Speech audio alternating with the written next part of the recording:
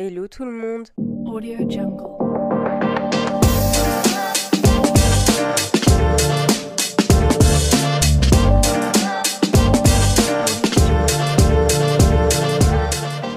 Pour vous, le mois d'octobre, ça vous inspire quoi? Parce que pour moi, ce mois est particulièrement inspirant. Mais je pense que c'est parce que je me laisse porter par la vibe des balances si on parle de manière astrologique, parce que je trouve que c'est le meilleur moyen, selon moi, encore une fois, parce que l'énergie de la balance, c'est beaucoup de créativité, beaucoup de communication, beaucoup d'amour, beaucoup de safe love et de love de manière générale, parce que de nouveau, c'est un signe dominé par Vénus, et j'adore ce signe de par leur légèreté. J'essaye beaucoup de m'en inspirer, parce que pour moi, selon moi, encore une fois, c'est un signe qui essaye tout simplement de pas se prendre la tête au quotidien. Donc voilà, ma sœur est balance, donc j'essaye beaucoup de m'inspirer de sa personne, même si elle a son ascendant en scorpion. Et oui Didi, si tu savais pas que tu passes par là, tu as ton ascendant en scorpion, donc toi et moi on se ressemble plutôt pas mal. Et chais dans les dents. Non, je rigole. Non, je rigole. C'est juste que ça amène un peu plus de profondeur à une balance qui est de base plus légère. J'essaye d'expliquer ça de manière, on va dire, en gros, sans rentrer dans les détails. Et c'est avec cette énergie de ce signe astrologique que nous allons parler et avoir une approche un peu plus sympathique et légère de l'amitié et de tout ce que ça englobe. Parce que je crois que c'est un sujet que j'ai jamais vraiment abordé ici et j'avais vraiment envie de pouvoir pas forcément que contempler, mais aussi discuter de ça avec vous. Je sais que c'est un sujet très périlleux pour certains et d'autres pas du tout, mais vraiment pouvoir un peu survoler toutes les situations de l'amitié, que ce soit, comme je l'ai dit, avec tout plein de situations, et de pouvoir aussi dédramatiser certaines situations aussi, parce que moi, je sais que dans certaines de mes relations amicales, il y a des choses où je m'en suis pas mal voulu de par plein de choses. Bref, je vais vous expliquer ça. C'est parti pour l'épisode d'aujourd'hui. Avant de débuter droit dans les sujets problématiques, parce que vous savez très bien qu'avec moi on va soulever beaucoup de choses, j'avais vraiment envie de dire et de décomplexer en fait ce qu'on est en train de vivre pour la majorité d'entre nous à partir d'un certain âge. Voilà, je vais décomplexer le truc. C'est que plus vous grandissez et plus il est normal, les amis, que vos amitiés pas se restreignent, c'est pas vrai, mais se rapetissent, dans le sens où votre entourage n'est pas le même à vos 20 ans que quand vous en avez genre 30. Et je sais, je vais être la nana qui va être insupportable, genre ça y est, elle a passé le cap des 30 ans, la meuf elle se sent plus pissée. J'entends bien ce que vous dites, hein, j'entends bien. Mais par contre, je veux pas être méchante, mais c'est totalement vrai. Plus vous grandissez et plus vous gagnez en maturité, plus vous savez ce que vous voulez et plus vous allez prendre de la distance avec certaines relations que vous ne voulez plus ou que vous ne voulez plus entretenir parce que ça vous coûte trop. Communément dit, j'essaye de m'économiser et de m'équilibrer et de me préserver dans mes relations. Et pourquoi est-ce que je débute par ce sujet? Rien n'est mis au hasard, les amis, c'est simplement parce que je suis dans un pas où je comprends, j'accepte et je suis en train de dire que le travail que j'ai mis en œuvre depuis quelques années maintenant fait son effet à l'heure actuelle. Pour vous citer un exemple, si vous avez écouté mon précédent podcast, je parlais un petit peu de ce que je suis en train de vivre en ce moment. Donc il est vrai que parce que naturellement, j'ai ma tête qui est un petit peu remplie de plein de choses auxquelles je dois penser, je n'ai pas tellement le temps de converser avec la plupart de mes amis. J'avoue que j'essaie toujours de garder un point de focus envers mes relations parce que je trouve que c'est quand même important de dire coucou, je suis toujours en vie, mais ce n'est pas, on va dire, le sujet principal du jour actuel. C'était très français tout ça, mais vous avez compris. De par le fait est que, tout simplement, j'ai d'autres priorités dans la vie actuellement.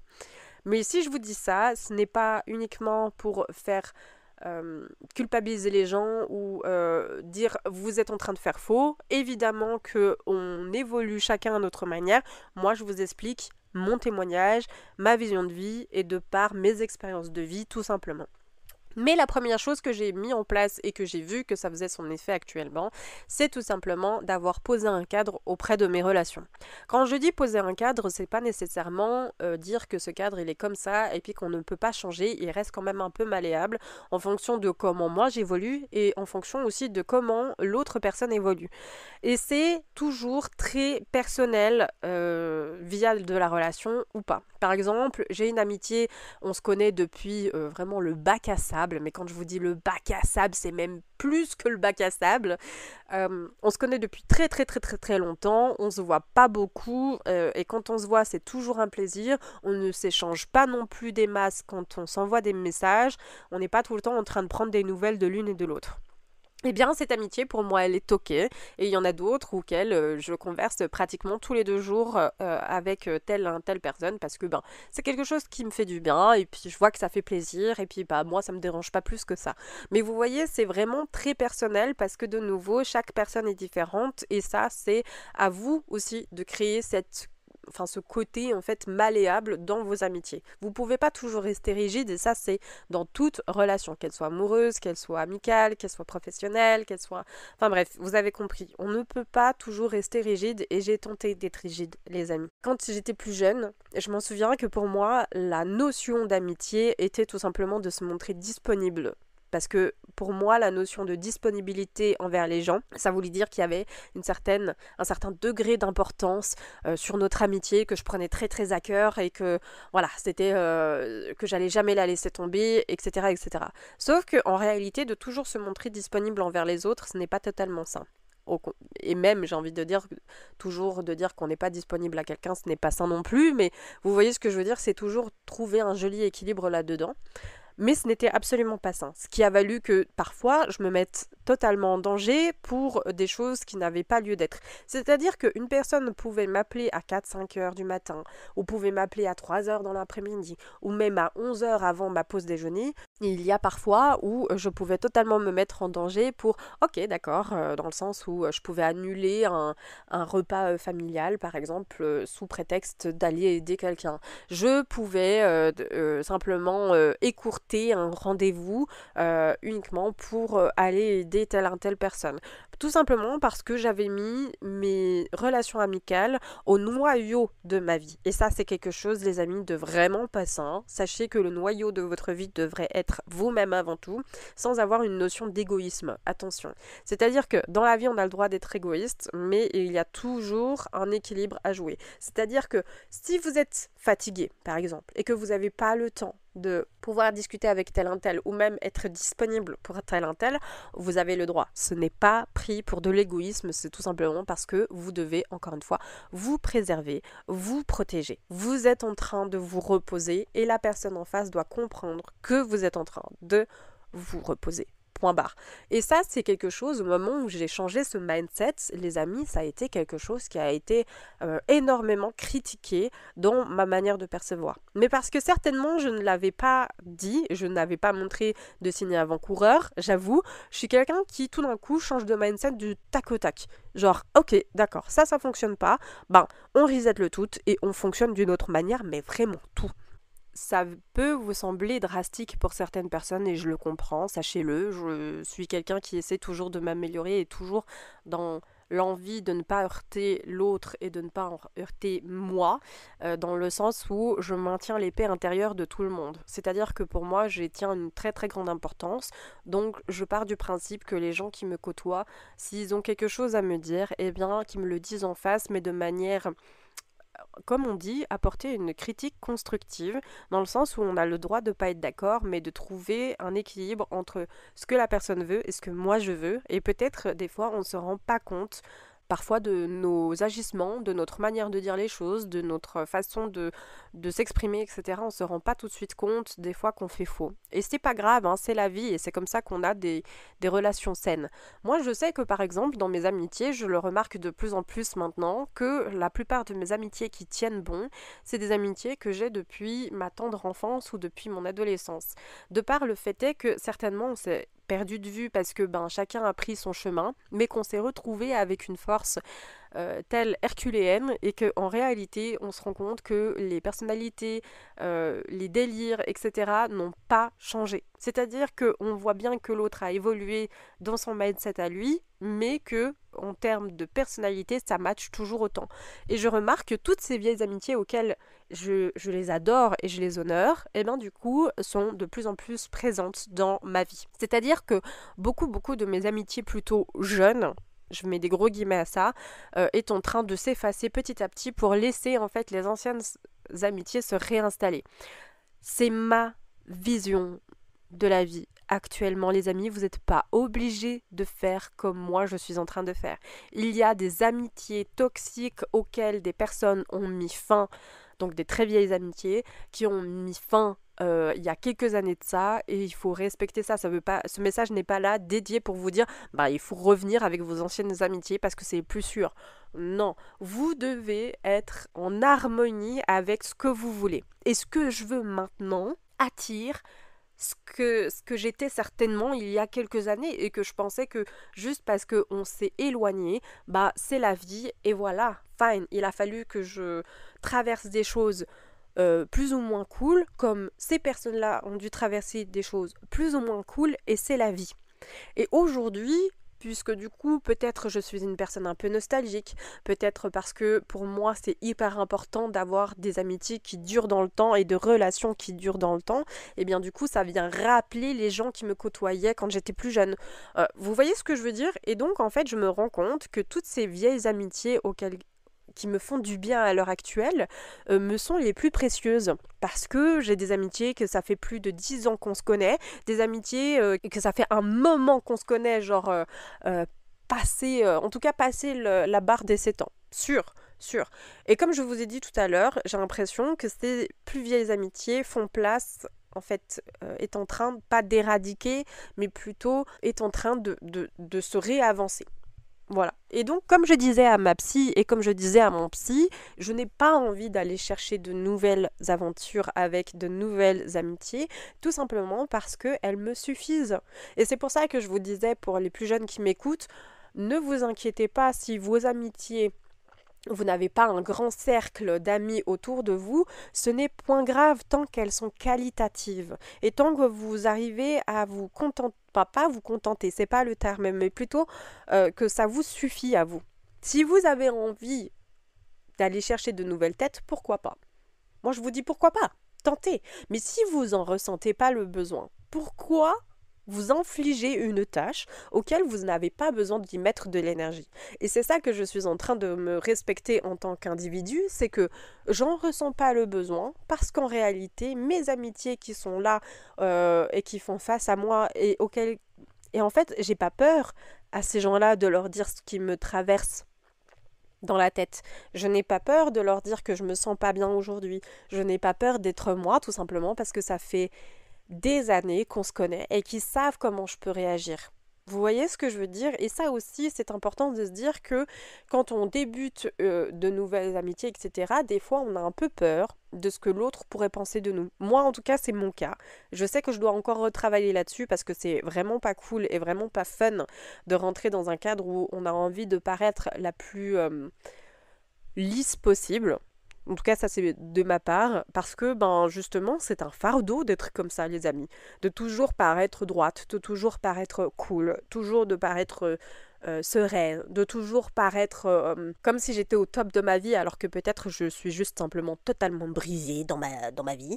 Voilà, mais de nouveau, c'est entre ce que l'on donne et ce que l'on donne comme image, et qu'est-ce qu'on a envie de garder en nous. Et je sais que même quand je le fais pas exprès, je le démontre aussi. Mon chéri me disait il n'y a pas plus tard qu'il y a peut-être une semaine, il me disait littéralement, j'ai l'impression que entre ce que tu dégages au monde et ce que tu as en toi, il y a un fossé tellement énorme, et ça m'a fait un coup au cœur parce que je me disais mince, moi qui pensais que j'avais réussi à péter cette barrière, je me rends compte que non. Et pour toutes les personnes qui me diront oui mais c'est ton chéri, c'est pas un ami, qu'est-ce que ça vient faire là? Sachez que mon chéri à la base c'est un ami. Voilà, ça fait des années qu'on se connaît et c'est devenu mon chéri par le biais de beaucoup de choses, mais c'est devenu mon chéri. Et donc du coup, ça a facilité beaucoup de choses en fait dans ma vie. Et je me rends compte que aussi dans la manière dont j'évolue dans ma relation amoureuse, aussi avec mon chéri, mais parce que ça me facilite la chose, parce que c'est un ami. Il n'y a pas eu, on va dire, de drague au départ, il y a eu tout simplement la notion de d'amitié. Et je crois que j'ai toujours voulu ça. En fait, tout ce que j'ai voulu, même étant plus jeune, je suis en train de le recréer en tant qu'adulte. Tout simplement parce que je voulais que mon ou ma partenaire soit comme mon ami, ou ma meilleure amie, ou que sais-je, mais la personne qui a un pilier totalement ancré avec le mien. Et donc, je suis en train de le recréer parce que la relation que je suis en train de mener est avec mon ami slash mon amoureux, mais différent et évolué différemment. Vous voyez ce que je veux dire? Je ne suis pas tout de suite rentrée en matière dans la séduction avec cette personne, donc il me connaît aussi sous mes crises de colère, il me connaît aussi dans mes jugements, il me connaît aussi dans cette maladresse que je peux avoir et dans cette imperfection. Voilà, j'allais dire imperfectitude, ça n'existe pas. Imperfection que je peux avoir et cette envie et cette démarche de paraître lisse encore une fois et que j'essaye pertinemment de lutter contre parce qu'il ne sert à rien d'être lisse, les amis, c'est comme l'écorce d'un arbre. Voilà, moi j'aime bien cette métaphore parce que je la trouve incroyable et c'est dans ma tête que je me le suis faite, c'est que vous allez toucher l'écorce d'un arbre, et ben sachez que, je suis désolée, cette écorce n'est jamais lisse, même avec un boulot, même avec n'importe quel arbre, il n'est jamais lisse, il est toujours un peu soit rugueux, soit avec du relief, soit avec beaucoup de relief. Encore une fois, tout est différent et chaque histoire est différente. Voilà, mais pour moi, la notion d'amitié, elle est importante. De pouvoir la signaler quand elle va pas. Parce que, oui, les amis, je rebondis sur ça, quand il y a des amitiés qui vont plus, et qu'on a du mal à dire les choses. Parce que oui, on comprend que c'est toujours un deuil. Une amitié, quand elle se brise de mille et une façons, c'est toujours délicat de dire adieu à cette personne parce que moi, je trouve, et encore plus, et je pèse mes mots, c'est super, super, super douloureux à mon petit cœur parce que c'est même encore plus déchirant qu'une relation amoureuse. Franchement, pour moi, comme je vous ai dit, mes amitiés ont été placées au centre de ma vie pendant des années, mais à l'heure actuelle, ça reste toujours très déchirant quand je dois dire adieu à une amitié, ou quand je dois dire adieu à quelque chose qui me va plus, pas parce que je n'ai pas envie, mais parce qu'on est en train de prendre deux chemins complètement différents. Et parce que je ne suis plus d'accord de peut-être me faire malmener selon ma vision, ou peut-être tout simplement parce que je ne conviens plus à cette personne et c'est ok. Comme ma meilleure amie, je n'ai plus tellement de nouvelles de sa part, elle est allée s'expatrier avec son chéri dans un autre pays, je suis très heureuse pour elle, je lui souhaite tout le bonheur du monde, j'espère vraiment qu'elle comprendra, elle vivra des choses qui sont incroyables, mais depuis cette séparation assez douloureuse dans cette amitié, il a fallu que je dise bye bye, non pas parce que je n'ai plus envie de voir cette personne et parce que cette personne n'a plus envie de me voir, mais parce que on n'a plus la même vision, ni la même façon de penser, ni la même sagesse, ni la même... Oui, on n'a plus envie peut-être de vivre de la même manière. Et c'est ok, peut-être qu'elle avait envie de vivre beaucoup d'aventures et que moi j'avais plus envie de me poser à ce moment-là. Et peut-être qu'on se retrouvera dans quelques années et c'est ok. De nouveau, encore une fois, ça dépend de vous et comment vous devez vous placer. Sachez que c'est légitime ce que vous pensez. C'est légitime de se dire, est-ce que cette amitié est saine? Oui, non. Posez-vous aussi les bonnes questions parce que ce que vous traversez, c'est que vous n'êtes pas les seuls. Vous ne serez jamais le premier ni le dernier. Tout le monde est passé au moins une fois dans votre cas de figure, sachez-le, c'est toujours très très compliqué de dire est-ce que j'ai envie de garder, est-ce que la longévité de cette amitié j'ai envie de la garder, parce que par exemple je parle de ma meilleure amie, ça fait plus de 15 ans qu'on se connaît. Voilà, et de dire au revoir et de créer entre guillemets un petit deuil, pas forcément de on se reverra jamais, mais juste de on ne discutera plus de la même manière et on ne sera plus autant proche de la même manière, c'est totalement ok. Et encore une fois, selon moi, c'est parce que ça vient toucher une façon de penser qui est très rude, c'est-à-dire que quand moi je me lance dans quelque chose, j'ai envie que ça perdure. C'est-à-dire que ça fait plus de 10 ans que je suis sur les réseaux. enfin ça fait 10 ans que je suis sur les réseaux, de manière influenceur, si je mets des gros guillemets. Et donc, du coup, créateur de contenu. J'aime bien ce terme, je vais rester avec le créateur de contenu. Et donc, du coup, ça fait 10 ans que je suis créatrice de contenu. Et pour moi, c'est quelque chose que si je me lance, j'ai envie de le perdurer. Qu'importe où ça va me mener, mais j'ai envie de le faire perdurer. En fait, c'est pareil dans mes relations. J'ai envie que ça perdure. C'est pareil dans tout ce que j'ai vécu dans mes relations amoureuses. J'ai envie que ça dure. Je ne suis pas quelqu'un qui me lance comme ça dans des histoires un peu légères comme ça. J'ai envie que ça dure, j'ai envie de construire quelque chose. Si j'avais eu l'opportunité de construire avec quelqu'un toute ma vie, je pense que je l'aurais fait. Mais c'est pas le cas et c'est ok. Mais voilà, encore une fois, c'est vos expériences parlent pour vous. Vous devez vous sentir légitime dans ce que vous pensez, les amis. Et c'est pas parce que l'autre dit quelque chose qui est peut-être juste qu'il faut impérativement vous remettre en question. J'ai un cas de figure où actuellement, la personne en face de moi dit des choses qui sont légitimes vis-à-vis de sa situation, vis-à-vis de ce qu'elle a vécu, et je le comprends parfaitement. Mais moi, j'ai un autre vécu, une autre expérience, un autre visage sur la vie. Et donc, du coup, ça vient heurter moi, ma barrière, mon obstacle, ma ligne de respect. Et donc, du coup, je suis un peu la personne qui a envie de dire oui, je dois me respecter. Oui, je peux pardonner parce que tout le monde a le droit aux erreurs. Mais là, est-ce que vraiment c'est une erreur? Voilà.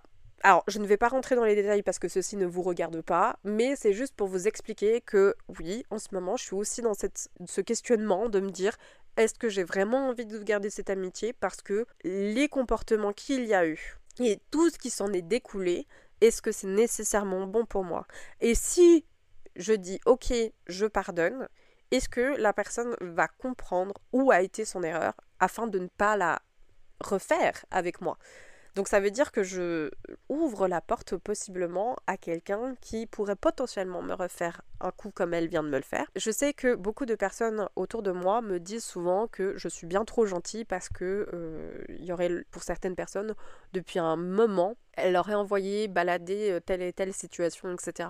Mais parce que de nouveau, et c'est pour ça que j'aime bien dire avec le signe astrologique de la balance, j'aime bien peser le pour et le contre. Est-ce que c'est si dramatique ce qu'elle a fait? Oui, non. Alors, j'ai envie de vous dire oui pour certaines raisons, non pour certaines autres. Mais voilà, encore une fois, j'ai pas envie de rentrer dans les détails, mais vous voyez ce que je veux dire.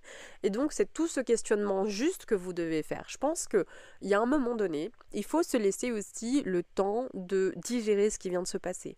Par exemple, la personne en question a voulu revenir vers moi pour discuter. Et je suis assez d'accord avec elle, il faut discuter de toute cette situation, remettre les choses à plat et voir ce que l'on fait.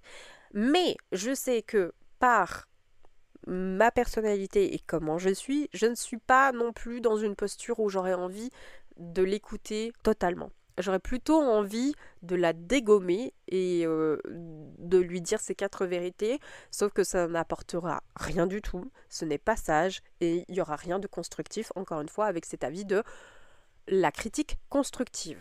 Alors, de nouveau, quand je dis critique constructive, c'est-à-dire que oui, il y a quelque chose que tu fais de faux, et c'est pas en mode reproche, mais est-ce qu'on peut faire mieux? Et ça, c'est quelque chose que j'aime bien faire dans mes amitiés, c'est-à-dire que si je ne suis pas non plus toute parfaite, et bien du coup j'essaierai toujours de m'améliorer dans mes relations.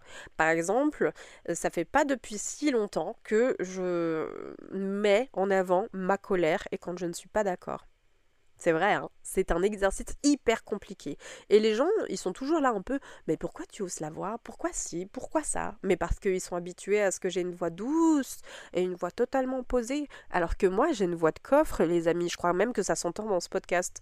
Oui, alors peut-être que j'ai une voix plus douce, ça c'est sûr, mais j'ai une voix de coffre. En réalité, j'ai un coffre, il peut sortir même en chantant. Une fois, peut-être qu'un jour, je vous ferai un playback, enfin pas un playback, un cover, un petit, juste pour que vous puissiez entendre. De base, moi, j'ai une voix portante et elle est horrible, ma voix portante, je m'en rends bien compte, hein. Mais je suis loin de la personne qui a une voix douce et qui parle tout doucement, comme ça. Non, j'ai une voix qui prend de la place. Comme le personnage que je suis, je prends de la place. Je suis quelqu'un qui impose de par sa prestance. Et ça, je le dis pas juste parce que je le pense et parce que je pète plus haut que mon cul, c'est quelque chose qu'on m'a souvent dit. Alors vous allez me dire oui, mais dans ce cas, ça veut dire que tout ce que l'on dit, tu crois? Oui et non. Je pense qu'il y a des choses qu'on peut croire et il y en a d'autres que non. Si beaucoup de gens vous disent bon là t'abuses, machin nanani nanana, peut-être qu'il faudrait se remettre en question, mais pas surtout. C'est-à-dire que la remise en question, elle doit se faire quand elle devient dérangeante. C'est-à-dire que si par exemple vous êtes comme quelqu'un qui dit qui rayonnait, voilà. Ça c'est un truc aussi que j'avais vécu dans mes amitiés. On m'a souvent dit ouais Anisha tu prends trop de place, tu rayonnes trop. Et moi je pensais que c'était quelque chose qui était nocif, mais parce que de nouveau je ne plaçais pas les bonnes amitiés là où il fallait. Et je me suis toujours dit, bah vas-y, je vais m'éteindre un peu et laisser la place aux autres. Peut-être que c'est ça. Et en réalité, ça c'est hyper nocif parce que les personnes qui vous aiment, elles vous aimeront telles que vous êtes. C'est-à-dire que si vous avez envie de briller, elles vous laisseront briller. Elles vont pas vous éteindre, c'est pas le but. Et ça, dans la critique constructive, ça n'a rien de constructif. C'est vous devez juste vous remettre en question de si par exemple vous dites juste, bah écoutez, là tu monopolises la parole, par exemple. Est-ce qu'il y aurait possibilité volontiers que tu te la boucles un peu? Alors peut-être pas avec ces termes-là, mais moi je la fais plus cash. Eh bien peut-être que oui, là c'est une critique constructive, parce que ça veut dire qu'il y a quelqu'un qui monopolise les conversations, et là dans ce cas, peut-être qu'elle se taise un peu. Mais briller et s'éteindre juste parce que l'autre personne a l'impression qu'elle ne brille pas assez, alors ça c'est pas ok. Vous voyez où je veux en venir, et vous voyez où est la différence, et c'est ça que je veux vous dire, c'est que vous devez consolider vos amitiés autour de ce que vous désirez. Voilà. Moi, j'ai envie que les gens m'enrichissent de l'intérieur. J'ai envie de savoir que je peux compter sur ces personnes-là. Et comme je l'ai dit le jour de mes 30 ans à mon anniversaire, toutes les personnes qui sont présentes dans cette salle, c'est des personnes... Enfin, je sais qu'il en manquait quelques-unes, mais pas tant que ça. Eh bien, je sais que si je les appelle un par un parce que je me sens mal et parce que j'ai besoin de parler, ils vont de toute manière trouver un petit moment pour pouvoir discuter avec moi. C'est aussi simple que ça, les amis. Voilà. Donc, si vous devez retenir quelque chose sur vos amitiés, les amis, je pense qu'il faut dire tout simplement le respect, l'écoute de l'un et de l'autre, critique constructive et surtout, qu'est-ce que vous désirez vous dans vos amitiés? Voilà les amis, c'était le sujet sur les amitiés. Si vous avez aimé, n'hésitez pas à mettre 5 étoiles sur Spotify et me marquer d'une bonne note sur les autres plateformes d'écoute évidemment. Et si vous êtes sur YouTube, s'il vous plaît, mettez-moi un pouce bleu. Et mettez-moi en commentaire quel a été le changement le plus radical dans vos amitiés et qu'est-ce que vous avez compris pour ne pas réitérer les mêmes erreurs. Voilà, j'espère que ça vous a plu. Je profite de ce petit instant pour aussi vous expliquer que durant le mois de novembre, il n'y aura pas de vidéo de novembre sur ma chaîne YouTube.